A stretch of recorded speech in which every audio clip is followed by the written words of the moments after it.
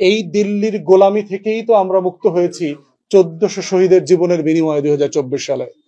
অতএব এই ইন্ডিয়ান ন্যারেটিভকে আবার ফিরায় নিয়ে আসার চেষ্টা করাটা হচ্ছে মির্জাফর আর লেন্দুব দর্জির মতো বাংলাদেশকে বিক্রি করে দেওয়ার চক্রান্ত। বেশ কিছু বক্তব্য আপনার সামাজিক যোগাযোগ মাধ্যমে এসছে যে উনি কি বলেছেন তার অফিসারদের উদ্দেশ্যে। এটার কোনো অফিসিয়াল স্টেটমেন্ট আইএসপিআর এর থেকে দেওয়া হয়নি। আমরা যদি মনে করি যে ওটা উনি বলেছেন সেই রকম সাপেক্ষেই আমরা রেসপন্স করবো আর কি।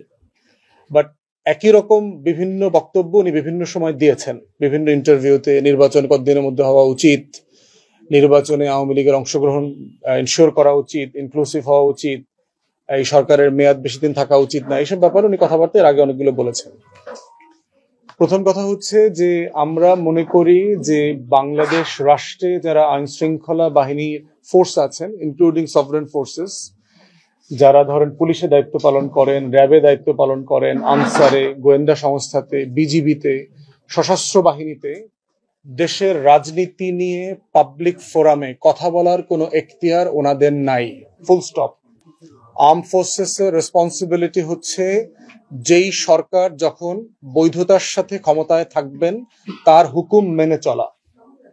এর বাইরে যদি কোনো কনসার্ন ওনাদের থাকেন সেটা ওনারা ইনডোরে সরকার প্রধান, প্রতিরক্ষা মন্ত্রী যে থাকেন, জাতীয় নিরাপত্তা উপদেষ্টা যিনি থাকেন, যার সাথে যতটুকু রেলেভেন্ট তার সাথে ততটুকু শেয়ার করবেন। এটা হচ্ছে একটা গণতান্ত্রিক ম্যাচিওর পরিপক্ক রাষ্ট্রের অভ্যেস। আপনারা দেখবেন যে আমি নিজে ইরাক ওয়ারের বিরুদ্ধে মিছিল মিটিং করেছি লন্ডনে ছাত্র থাকা অবস্থায়। একটা অবৈধ যুদ্ধ, ব্রিটিশ পার্লামেন্টে শত শত এমপিরা এই যুদ্ধের বিপক্ষে ভোট দিয়েছে, রাস্তাঘাটে প্রতিবাদ হয়েছে, লক্ষ লক্ষ মানুষ মিছিল মিটিং করেছে, কিন্তু আমি কোনোদিন শুনি নাই ওইখানকার আর্ম ফোর্সেস, পুলিশ অথবা কোনো বাহিনী, গোয়েন্দা সংস্থা ন্যূনতম কোনো কথা কখনো বাইরে পাবলিক স্পেয়ারে বলেছে। আপনি দেখবেন আমেরিকাতে একটা যুদ্ধবাজ জাতি, এই দেশ দখল করে, ওই দেশ দখল করে, ওইখানে তেল চুরি করতে যায়, ওই দেশে কাওয়াস লাগায় দিয়ে আসে, এত অবৈধ যুদ্ধ করে, কিন্তু তার সেনাবাহিনী, তার সশস্ত্র বাহিনী, তার গোয়েন্দা সংস্থাকে কখনো পাবলিকলি বলতে শুনেছেন যে হোয়াইট হাউস থেকে যেটা বলা হচ্ছে, স্টেট ডিপার্টমেন্ট থেকে যেটা বলা হচ্ছে, পেন্টাগন থেকে যেটা বলা হচ্ছে সেটা অন্যায্য, অবৈধ, বলা উচিত না?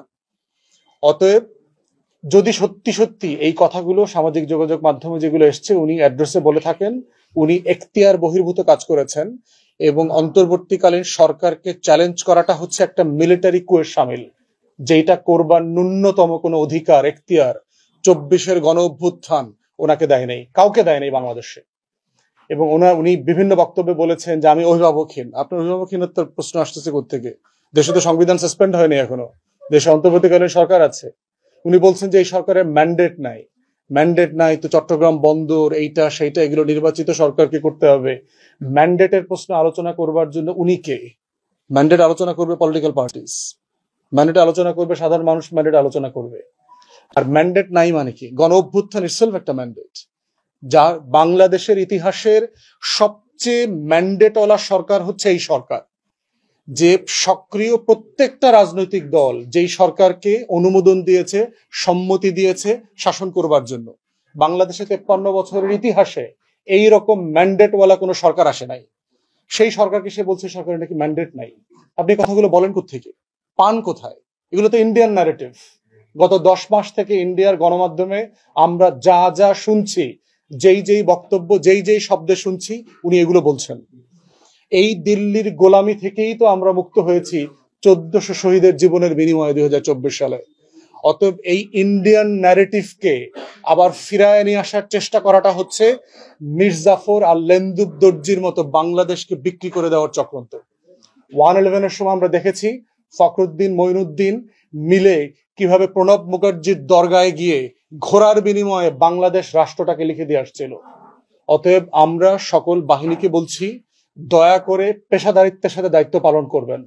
আপনার যদি কোনো কনসার্ন থাকে আপনি উপদেষ্টার সাথে বসবেন, প্রধান উপদেষ্টার সাথে বসবেন, তাকে বলবেন দেশের স্বার্থে এটা হওয়া উচিত, এটা হওয়া উচিত না। পাবলিক ফোরামে আপনার অফিসারদেরকে ইনসাইট করা, তাদেরকে উত্তেজিত করা, তাদেরকে প্রভোক করা বক্তব্য দিয়ে, এবং আপনি 1 তারিখ থেকে নির্বাচিত সরকার চান, আপনি কে এটার? 1 জানুয়ারি থেকে আমি নির্বাচিত সরকার দেখতে চাই, আপনি কে এটা কথাটা বলার? আপনার তো এখতিয়ার নাই। এটা পলিটিক্যাল পার্টি বলতে পারবে, বিএনপি 1000 বার বলতে পারে যে আমি 1 আগস্ট থেকে নির্বাচিত সরকার দেখতে চাই। এটা জামাত বলতে পারে যে আমি 1 নভেম্বর থেকে নির্বাচিত সরকার দেখতে চাই। 100,000 বার বলতে পারে, কিন্তু কোনো আর্ম ফোর্সেস এই কথা বলতে পারে না, পুলিশ বলতে পারে না, র্যাব বলতে পারে না। প্রজাতন্ত্রের কর্মচারীকে প্রজাতন্ত্রের কর্মচারীর ভাষায় কথা বলতে হবে, রুলস অফ এঙ্গেজমেন্ট আছে আমার সংবিধানে, আমার কাজের বিধিমালাতে পরিষ্কার করে বলে দেওয়া আছে। অতএব সেই জায়গাতে আমরা বারবার বলছি, এবং আমরা ইন্ডিয়ান মিডিয়াতেও দেখতে পাচ্ছি যেই শব্দে বলছে, দেখবেন ইন্ডিয়ান মিডিয়াতে পড়লাম যে জাতীয় নিরাপত্তা উপদেষ্টা দ্বৈত নাগরিক হবার কারণে আমাদের সশস্ত্র বাহিনী তার সাথে কাজ করতে রাজি হচ্ছে না, নিরাপত্তা বিষয়ে কোনো বিষয় তার সাথে শেয়ার করতে রাজি হচ্ছে না। ঠিক 2-1 দিন পরে দেখলাম রাজনৈতিক দলের নেতারাও একই কথা বলছে এবং পাবলিক ফোরামে বলছে। তাহলে এটা কার বক্তব্য, কে বলছে? আবার একই বক্তব্য কয়েকদিন পরে সেনাপ্রধান বলছে। তাহলে কি আমরা পুরো দিল্লির ছকে আবার বাংলাদেশকে বিক্রি করে দেওয়ার চক্রান্ত দেখতে পাচ্ছি? বাংলাদেশে 1400 শহীদের বিনিময়ে যে বাংলাদেশ 24-এ এসছে, আমাদের পরিষ্কার বক্তব্য হচ্ছে এই বাংলাদেশ সিকিম হবে না, ভুটান হবে না, কোনো সুযোগ নাই। অতএব বাংলাদেশের লক্ষ লক্ষ জুনিয়র অফিসার, জওয়ান, সিপাহী, যারা অবসরপ্রাপ্ত দেশপ্রেমিক কর্মকর্তারা আছেন, তারা সবাই যেভাবে স্ট্যান্ড নিয়েছিলেন গণ অভ্যুত্থানের পক্ষে, ঠিক ওই বাংলাদেশটাই চলবে, চলমান থাকবে। আমাদের বক্তব্য সিম্পলি পেশাদারিত্বের বক্তব্য। আমরা আপনাদের কাছ থেকে পেশাদারিত্বের আচরণ